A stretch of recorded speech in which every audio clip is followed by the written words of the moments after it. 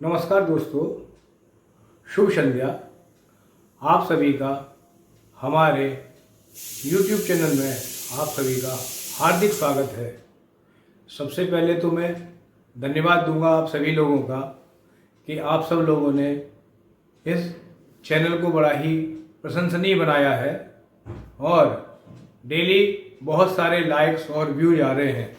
इसलिए मैं आप सभी को कोटि कोटि धन्यवाद देता हूँ। और मैं आपको ये भी बताना चाहता हूँ कि मेरा इस चैनल पर वीडियोज़ बनाना केवल मेरा पर्पज़ यूट्यूब पर एक्टिव रहना नहीं है। मैं सभी लोगों से ये निवेदन करता हूँ कि जो लोग इस चैनल को सब्सक्राइब करें वो मेरे साथ दिल से जुड़ें।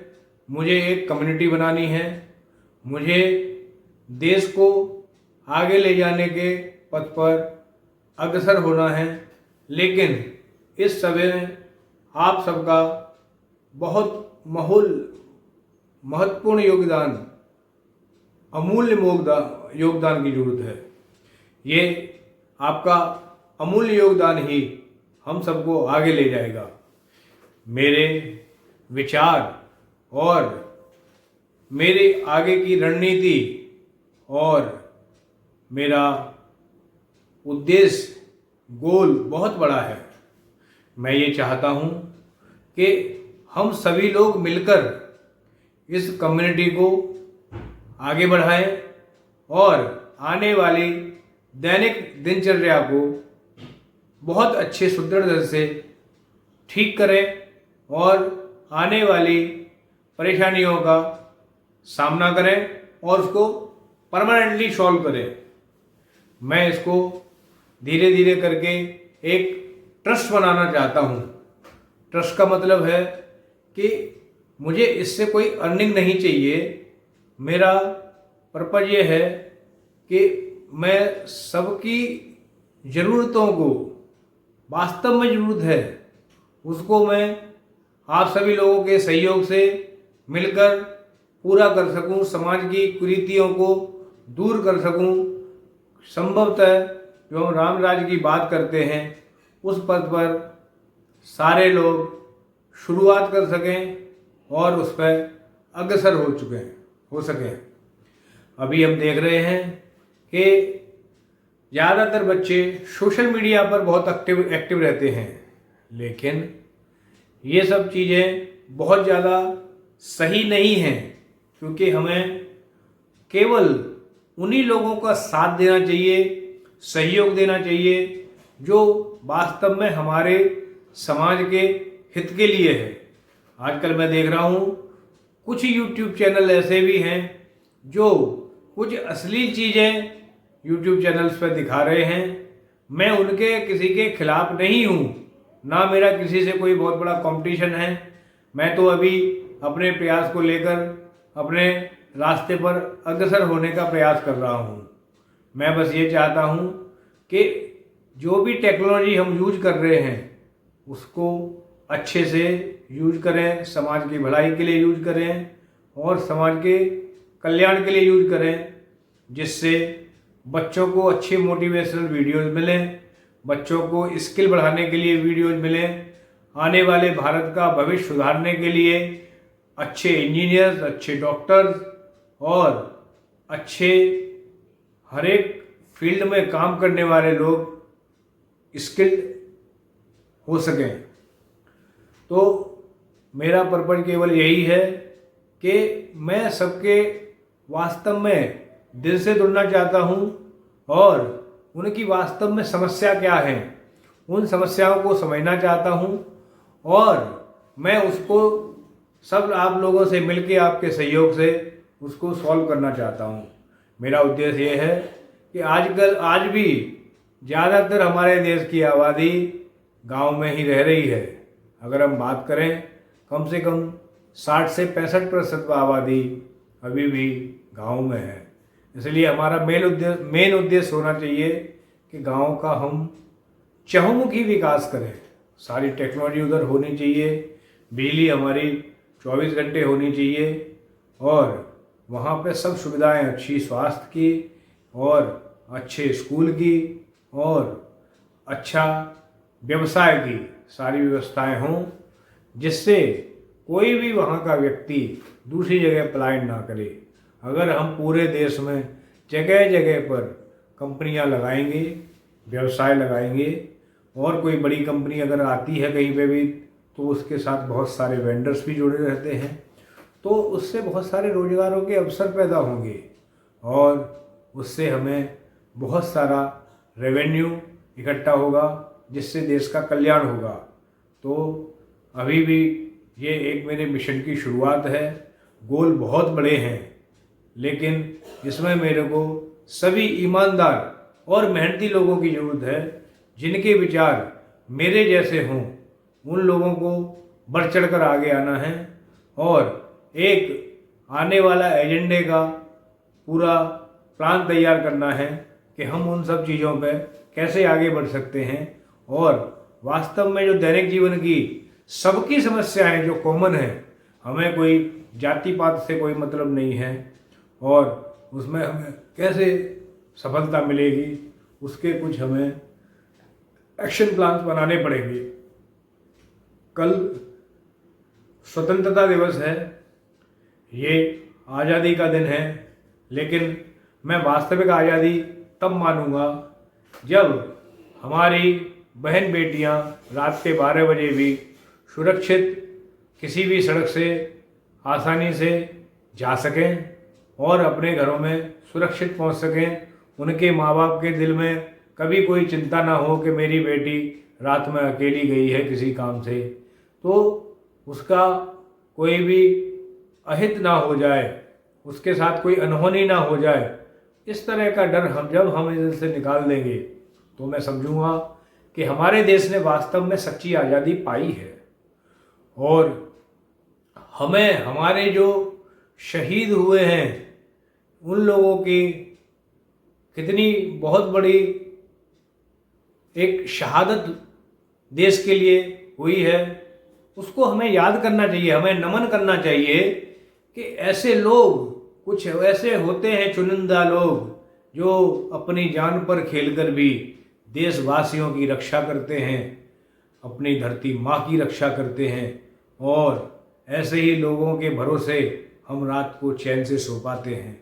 नहीं तो अगर वो लोग अपनी ड्यूटी ईमानदारी से ना करें, उनका जज्बा एक मातृभूमि की रक्षा का ना हो, तो हम लोग रात में कभी भी अच्छी तरह अपने घरों में नहीं सो पाएंगे।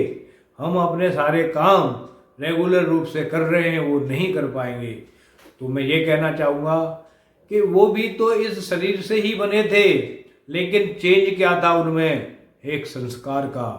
और अभी भी जो लोग हमारी सेनाओं में काम कर रहे हैं या देश के लिए काम कर रहे हैं, जिसके लिए मैं हमारे वीर अब्दुल कलाम साहब का भी जिक्र करना चाहूँगा कि उन्होंने देश के लिए एज ए मिसाइल मैन बहुत बड़ा योगदान दिया, एज ए राष्ट्रपति बहुत बड़ा योगदान दिया। मैं बात करूँगा प्रणब मुखर्जी जी की, उन्होंने देश के लिए बहुत बड़ा कंट्रीब्यूशन दिया है। मैं बात करूँगा माननीय श्री नरेंद्र मोदी जी की, जो पहले 15 साल से जी तोड़ मेहनत में लगे हुए हैं। उनको बस एक ही उम्मीद है कि हमारा देश विश्वगुरु बन जाए, और कोई मुझे नहीं लगता कि उनको बहुत बड़ा कोई अपना लालच है। मैं बार बार कहता हूँ कि कोई भी अच्छी लीडरशिप या आगे बढ़कर आने का काम, चढ़कर ऊपर नीचे आगे पीछे, वही जो है ना अच्छे से काम कर सकता है, जिसके स्वार्थ में मन में कोई भेदभाव ना हो और वो अपने स्वार्थ के लिए किसी काम को ना करे। स्वार्थ अगर हमारे अंदर नहीं होगा तो हम कोई भी पर्सनल स्वार्थ से डिसीजन नहीं लेंगे। वो लिया हुआ डिसीजन सभी आम नागरिकों के हित में होगा। यही मैं चाहता हूँ कि हम लोग सब एक विश्व पटल पे एक साथ एक टीम वर्क में काम करें, और हम लोग जितनी भी आने वाली समस्याएं हैं उनको मिलकर समाधान उनका ढूंढें और उनका सामना करें। मैं ये चाहता हूँ कि राम राज्य की हम बार बार बात करते हैं। रामराज कुछ भी नहीं होता है। रामराज सबको अपने अंदर से रावण को मारना पड़ेगा, सबको अपने स्वार्थ छोड़ने पड़ेंगे, सबको एक विश्व पटल पर एक साथ एकत्रित होना पड़ेगा, एक दूसरी समस्याओं को समझना पड़ेगा। यही रामराज की स्थापना होगी, पुनः स्थापना होगी और यही रामराज होगा। मैं ये चाहता हूँ कि हम केवल बातें तो बहुत बड़ी करते हैं लेकिन उसके लिए कोई भी एक्शन नहीं लेते हैं। मैं ये चाहता हूँ कि डेडिकेशन के साथ दोबारा एक हम अच्छे से प्रयास करते हैं, एक साथ सब मिलकर आगे बढ़ते हैं। कोई भी चीज़ मुश्किल नहीं है। मैं बार बार कहता हूँ, अगर कोई चीज़ आसान नहीं होती तो मुश्किल भी नहीं होती है, और मुश्किल नहीं होती तो बहुत आसान भी नहीं होती है। हमें उसके लिए एक्शन प्लान बनाने पड़ते हैं और उसके रिजल्ट बड़े आसानी से नहीं मिलते, बहुत प्रयत्न करने पड़ते हैं। आपको रास्ते में रोकने की रुकावटें बहुत सारी आएंगी, लेकिन उससे आपको जूझना पड़ेगा, उससे लड़ने की शक्ति हमें एक दूसरे में पैदा करनी पड़ेगी। अच्छे लोगों का समूह दोबारा हमें बनाना पड़ेगा, जिससे समाज में कुछ गंदगी इकट्ठी हुई है उसको हमें सबके दिमाग से निकालनी पड़ेगी। कई बार देखा होगा कि लोग अपनी बहन, माँ या अपने रिश्तेदारों की तो केवल इज्जत करते हैं, लेकिन किसी दूसरी लड़की या कोई भी महिला या कोई भी बुजुर्ग लोग होते हैं उनकी इज्जत नहीं करते।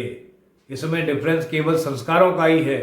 मैं बार बार कहता हूँ कि बाय द वे, अगर आपके साथ कोई समस्या घटित होती है तो आप उम्मीद करते हैं कि भगवान ऊपर से आए और हमारी मदद करे, लेकिन जब किसी को हमारी जरूरत होती है तो क्या हम उसकी मदद करते हैं? हमें सब लोगों को एक साथ एकत्रित होना पड़ेगा और एक चेन दोबारा क्रिएट करनी पड़ेगी।